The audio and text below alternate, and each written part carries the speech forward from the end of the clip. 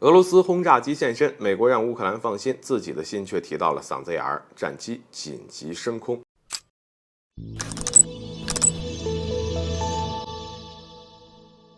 大家好，欢迎来到赵特产观察室。北约方面给出情报，说俄罗斯轰炸机在边境地区集结，很可能是在为大规模空袭做准备。乌克兰对此还是很紧张的啊。乌克兰防长带着战斗机手帕去布鲁塞尔，也就是想让北约给乌克兰提供战机，以便在一定程度上呢，拥有阻止俄罗斯空袭的能力。可是战机的话，北约现在是不会给的，正如英国所说啊，现在还不是时候。那么该怎么让乌克兰安心呢？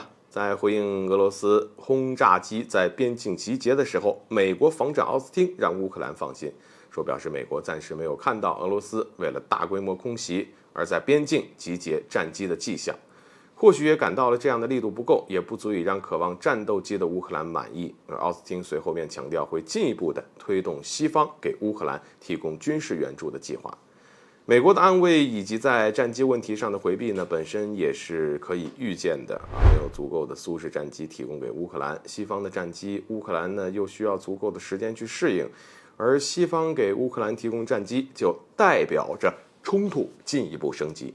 乌克兰可没那么多时间去适应，这也是乌克兰短时间内无法提供战机的主要原因。与此同时，战机不比现在提供的火炮和坦克，因为战机的成本要高得多啊。不少西方国家的战机数量可以说呢也不是非常的多。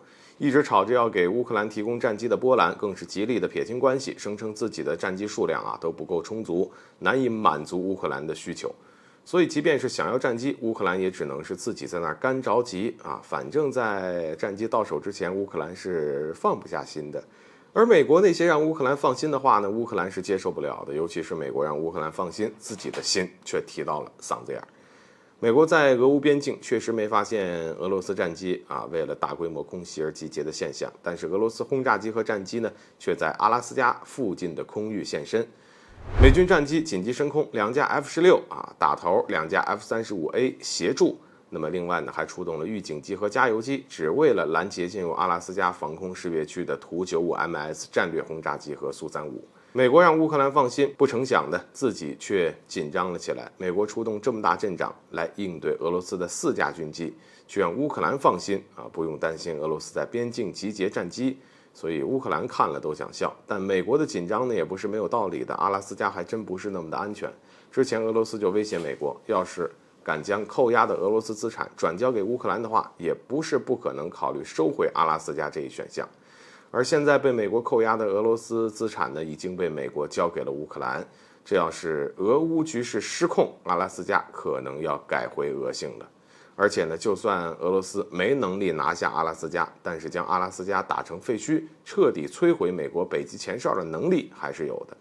而俄罗斯战机不止一次的逼近过阿拉斯加这个俄罗斯的核潜艇更是不止一次在阿拉斯加周边海域上浮。凭借着这2大让西方都震惊的武器要是把俄罗斯逼急了，美国还真保不住阿拉斯加。好了，本期节目就到这里，欢迎点赞转发，留下你的精彩评论。